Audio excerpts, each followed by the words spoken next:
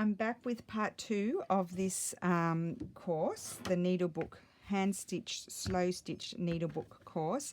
And so in the first video we created our base, and now in the second video we are going to put a few layers on top of our base. So we have all kinds of things to play with, some beautiful antique lace, some beautiful bits of hand embroidered garments, a stamped bird. Now this is stamped on antique hemp with a fabric ink that has been ironed, so in theory it does stay on. This is some leftover bits and pieces from the first course, and then first part 1, and then another little piece here, some more lace, and another piece of lace. Probably don't need all of it, so we'll just see how we go.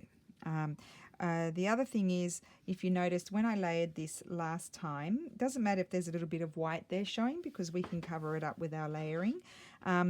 You'll notice that I tried to change direction a little bit with my fabric. So I didn't put everything vertical. I might have, I can put one vertical and then horizontal and then down. You just have to switch it up a little bit to create a little bit of interest. So I really like this lace here. So what I'm going to do is, or I would like to see it, but then have to think about, you don't want to cover up everything. So I kind of like it there, but you will cover up some things. And what I'm going to do is I'm going to check, do I like it like that? And then I play around with it. Maybe I would like to put the bird there. You have to remember you're going to have your button, so bring your button over to make sure that, it's all going to work. I don't like this big expanse of this new fabric, so no, I don't like that there. So what I do is I generally just play around with it to see what kind of combination I like, and I quite like that there, or maybe I would like to turn it that way. So I just try all different things to see what's going to work best for me. Now I'm kind of thinking I would like that over there, but I didn't really want to cover that up, so let's just try that.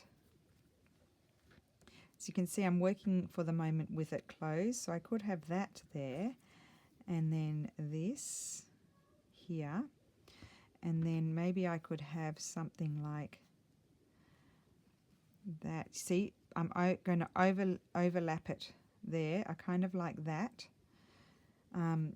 but I'm not sure, so then I'll just grab this piece and I'll put that piece there to see if I like that, or do I like it up there. So I'm just determining, I do like that. No, I think I want to cover up that join, and I'm thinking I might just cut this piece here and see if maybe I would like that there. And then the bird. That's working. Put the bird there. Yes, but I don't want to cover that up. That's going to go over the top. So that's going to be the front. So why don't I pin those down? Just grab my pins, remove the button. So that's the front. Now you can work with it open, and often I do, but in this case, because I don't know, maybe because I'm working with naturals. Naturals are a little bit, I think, harder. And also with the naturals, sometimes you have to work, like if you're working with colours, maybe you need to balance the colours. So let me have a look here. So for example, I've got these blues. So to me, this is typical me.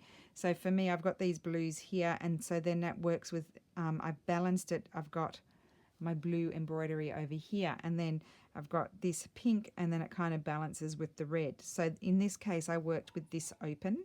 I did layer these things and close it to make sure they're in the right position.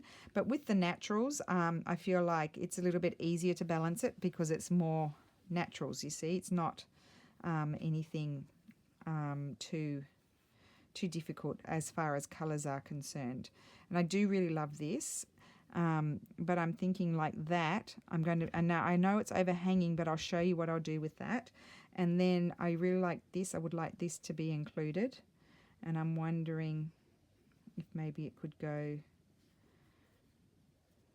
there. And I'm not sure. When I'm not sure, what I'll do is I'll just put a little pin in to hold them, and I'll close it to see if I like it closed. Don't know why, it helps. So I think I do kind of like that, but I feel like it might be just because, no, you see, I don't like that.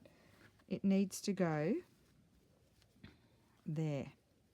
And I think I might put that one overhanging as well. Let's just have a look at that. And I'll tell you why in a second. I think I like that more, and possibly I could have this. Or would it be nice like that? No, I think I'd like it there. And I think I might even have it, rather than tucking it under, which would be the obvious thing to do, I think I'm going to have it going right across. I'm just trying not to cover up the fringy bits because I didn't want to cover those up. So I'm going to put that there. So we're just going to get our cotton thread again, and we are going to stitch these down. Okay, and I might run out of cotton thread, so let's do the knot. Do you remember how to do the knot?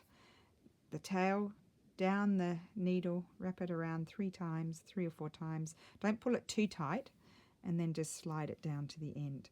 So I think the first thing I'll stitch down is the bird. And in this case, I'm just going to do the whip stitching around it. So whip stitching is just going over the edge of your top layer fabric. And the reason why I'm going around the bird is because I'm holding down a whole lot of fabrics. I'm holding down this one and this one. I'm starting to stitch them down, and I'm stitching down the bird as well. So I'm stitching down more than one at a time.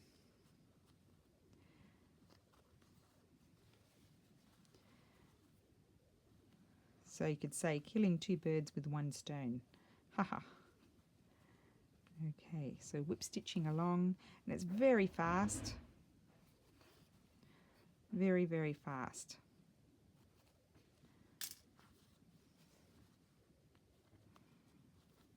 Well, as fast as you can be. And I just feel like if you do this first, it makes your life a whole lot easier when you're thinking of what sort of embellishing, like I mean embroidery embellishing, you might like to do. Because you don't have to worry about your base sort of moving about, so it's all fixed and you don't have any needles in the way, catching in your threads, driving you mad. Everything is just there, and you can just decorate to your heart's content.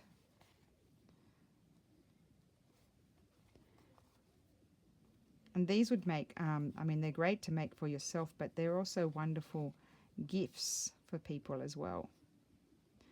And once you sort of get the knack of them, they're very fast.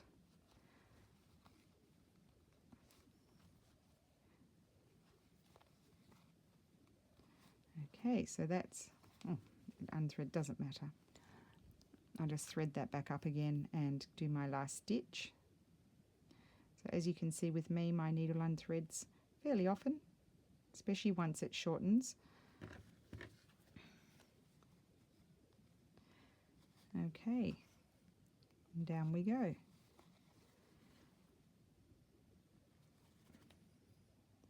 So the next thing I'm going to stitch down is that large piece of lace here. Then I'll stitch that down.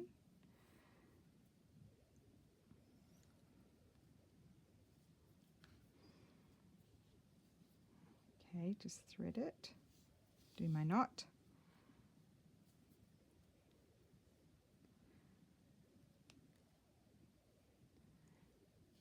Okay, right, so I'm going to start up here. I did pull that piece a little bit too much. And I just thought of something, but it doesn't matter. And I'm going to just whip stitch all the way along. I'm always just making sure I'm not pulling it too tight, because you don't want it to gather. I probably don't need that pin anymore. So yeah, so always remember to stop and readjust. because in your excitement you can pull it too much and then it gathers.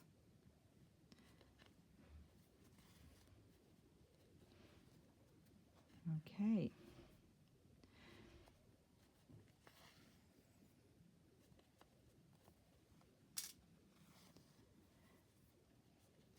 Right, nearly there at the base, and then I'll just, actually I just have to stitch that bit down.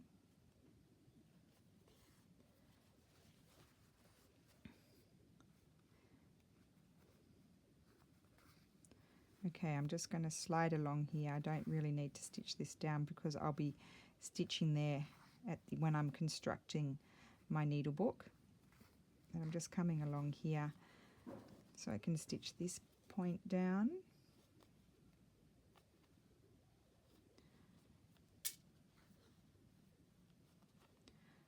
And as I said, this is your learning basis to then go and adapt it to something bigger. You just, if you want to make something bigger, just get yourself a bigger base cloth. And seriously, you can recycle old sheets and as your base. You don't have to go out and buy any calico, or what do you call it in the States, muslin or anything like that. You can just recycle anything, or a shirt or anything that obviously not something that's too colourful, because you might be able to see it through your fabrics. I'm just going to, I can see here, I don't know if you can see it. See here, I put my needle under there. There's just, I need to put one little stitch there on that lovely embroidered garment. Okay, and then my thread is too short, so I'm going to end it off here. And I'm out of thread. I'll have to get it from my sewing machine.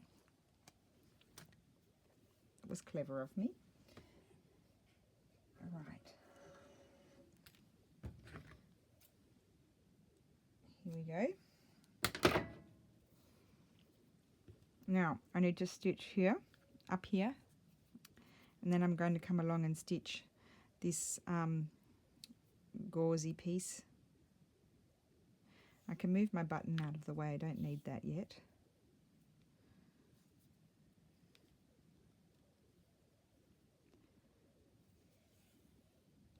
Okay, so I'll stitch this.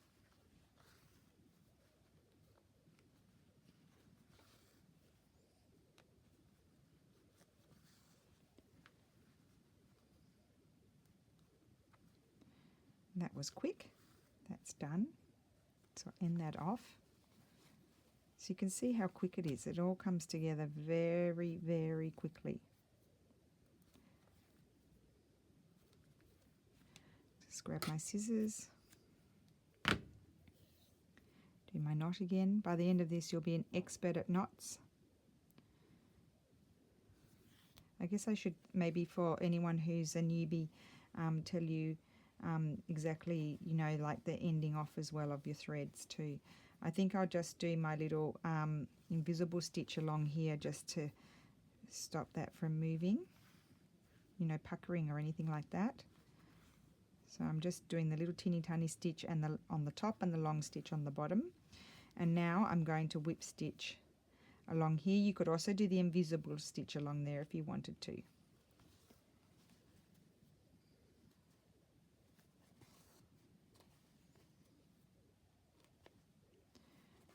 Okay, and I want my lace to be over the top, so I need to just, that's in the way, I'll just put that there.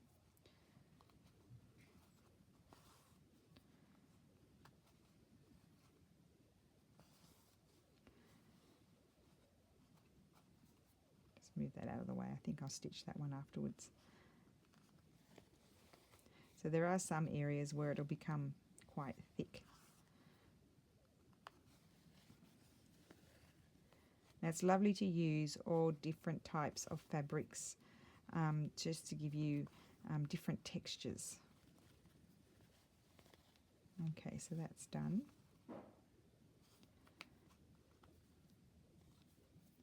It's a much faster way than messing about with lots of little pieces in your base. Start with the big pieces and then move and then layer with the smaller pieces. Okay, got my knot. Now I want to stitch this one here. So, and I want it to go over that one, so I think I'll start here.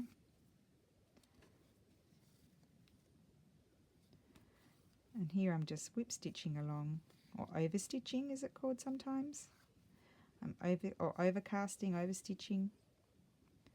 I'm not an expert embroiderer. I really just I just give it a go and do it. I've taught myself, and my mum's taught me a bit as well, but I'm not an expert. But you don't need to be. You just need to put some pretty fabrics together and stitch them down, and you'll get something lovely at the end of it.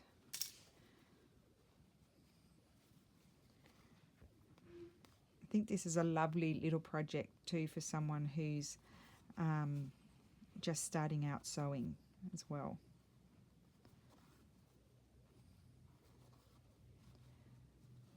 So just coming along here, and then I'll have to go along the bottom because I don't want my lace lifting. Wish I had an endless supply of thread that I never had to stop and rethread my needle.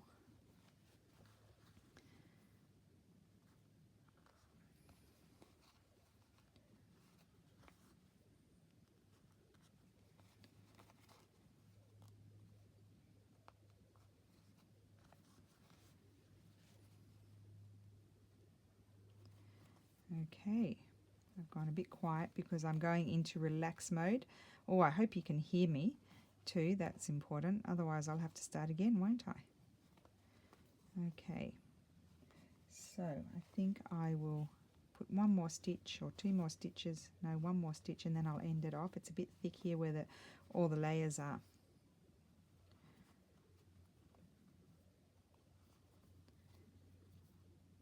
Now obviously the reason I haven't put all my other layers together yet is because we're going to have all our stitches. You could if you wanted to have your base, and you would if you wanted to have your batting in there, you would get a very quilted effect, and that's okay as well.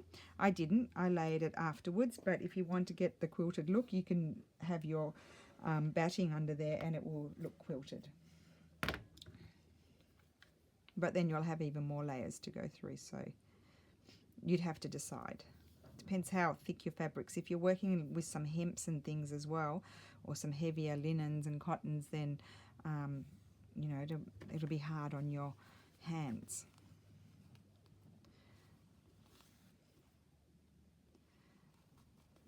So you'll have to get used to my style of videos. There's no editing. It's not possible. And it's just what you see is what you get.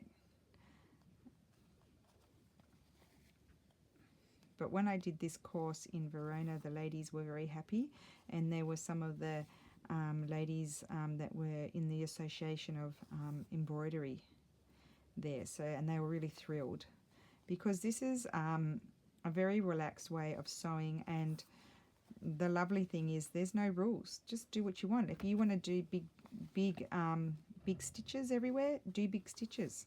Nobody's going to scream at you. Nobody's going to tell you you're doing the wrong thing, because there's no wrong.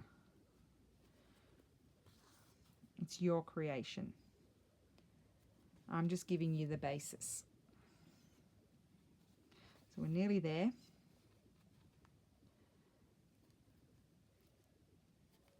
It's quite thick. I'll be glad to be done with the lace. Move over to these lighter fabrics. How many minutes have we been? Oh, only 19. This is wonderful. Plenty. We'll get this done, well and truly done, and then we can start see if we want to do any sort of decorative stitching or not, because you could just leave it like that and it would be just fine. So now I'm not even going to end off. I'm just going to jump over here, and I'm just going to overstitch or whip stitch around here. Make sure I'm on screen. Okay. Very fast. Round we go. And now at the edge here, I want to leave this. I'll tell you what, you'll see why afterwards. So what I'm going to do is do my little little stitch on the top, long stitch underneath along the border here, just to hold it down so it doesn't annoy me later. So I'm just doing that. I'll just show you there. Oh, you can't even see it because it's on the linen. Okay. You see, I laid my linen even over the edge of my base fabric. It doesn't matter. It's not the end of the world. Okay. And that's done. And then we've got one more piece to stitch. And then we've created our base.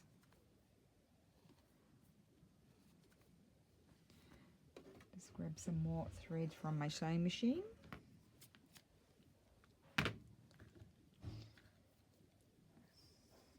I'm normally full of bits and pieces of threads of, you know, this colour sort of beige thread, but I seem to have used it all. I need to go and buy some more. So that's that, and now I'm going to go around this one. Actually, I might start along that top edge. That would be helpful.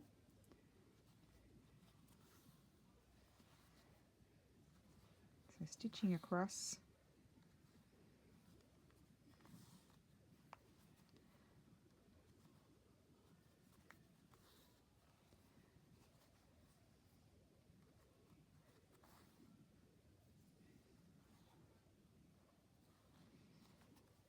Right, come around, and then I'll start overcasting or overstitching or whip stitching, whatever you like to call it, over the edge.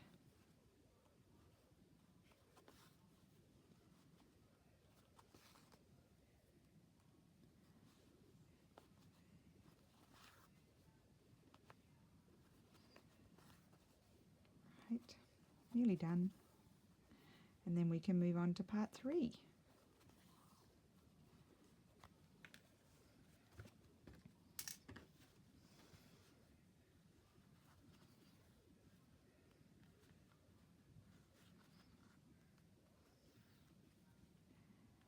Okay.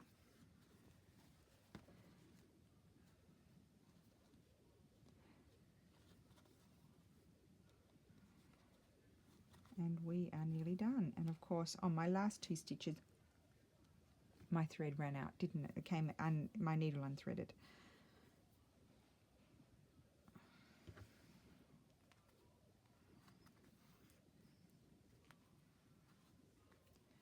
Okay, so I'm just going to end that off there and go down, and then I'll knot it again down here.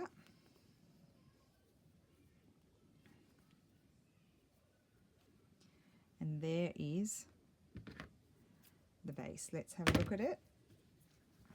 So this is my base, and it's ready to go it's ready to receive embroidery, or it's ready to be complete if you don't want to do any embroidery on there. It's ready to be put together. So I think I'll do a little bit of stitching here and there. So I'll come back with another video and we'll have a look at that. So thank you for watching, and I will be back with part 3.